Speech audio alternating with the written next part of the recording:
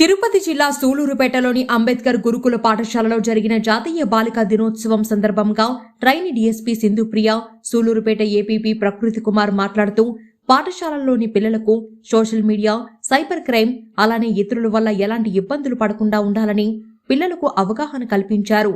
ఈ కార్యక్రమంలో ప్రిన్సిపల్ ప్రసన్న, ఉపాధ్యాయులు, పోలీస్ సిబ్బంది, పాఠశాల పిల్లలు తదితరులు పాల్గొన్నారు.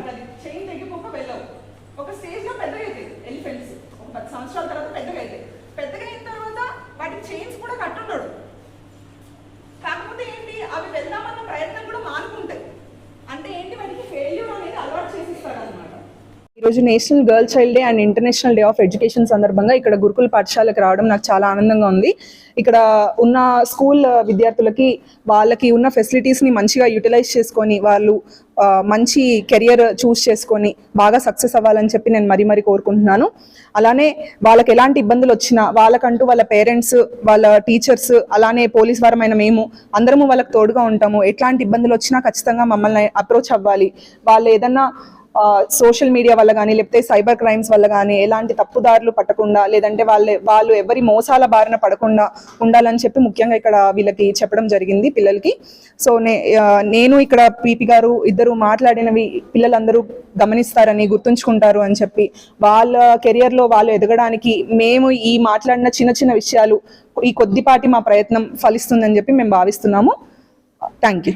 ఈరోజు నిజంగా సూలూరుపేట చరిత్రలోనే ఒక నూతన అధ్యయనానికి నాంది పలికినటువంటి రోజు. ఎందుచేతంటే సూలూరుపేటలో ఒక గురుకుల బాలికల పాఠశాల యందు ఈరోజు దేశ చరిత్రలోనే ఒక వినూత్నమైనటువంటి రోజు. ఎందుచేతంటే జాతీయ బాలికల దినోత్సవం మరియు అంతర్జాతీయ విద్యా దినోత్సవం, ఈ రెండింటిని సమ్మేళనం చేసుకుని ఒక పబ్లిక్ ప్రాసిక్యూటర్గా మరియు మేడం గారు మేము రిక్వెస్ట్ చేసిన వెంటనే మేడం గారు స్పందించి మన డిఎస్పీ మేడం గారు కూడా ఈ యొక్క కార్యక్రమానికి విచ్చేయటము నిజంగా చాలా హర్షింపదగ్గ విషయము. అంతేకాకుండా డిఎస్పీ మేడం గారు మరియు మేము చెప్పినటువంటి అంటే న్యాయపరమైన చట్టపరమైన అవగాహన గురించి విద్యార్థులకు మేము చెప్పిన విషయాల్ని వాళ్ళందరూ కూడా క్షుణ్ణంగా అధ్యయనం చేసుకొని, అంతేకాకుండా వారి యొక్క వ్యక్తిగత జీవితాల గురించి కూడా మేము వాళ్ళకి చెప్పడం జరిగింది. అంటే వ్యక్తిగత జీవితాలంటే చట్టాలు వారికి ఏ విధంగా చుట్టాలుగా ఉంటాయో అన్న విషయాన్ని కూడా మేడం గారు మరియు మేము చెప్పడం జరిగింది. కాబట్టి వాటిని వాళ్ళందరూ కూడా బాగా క్షుణ్ణంగా అధ్యయనం చేసుకొని, డైజెస్ట్ చేసుకొని భవిష్యత్తులో కూడా మంచి భవిష్యత్తు వాళ్ళకి ఉండాలని కూడా మేమందరము ఆకాంక్షిస్తున్నాం. Thank you very much.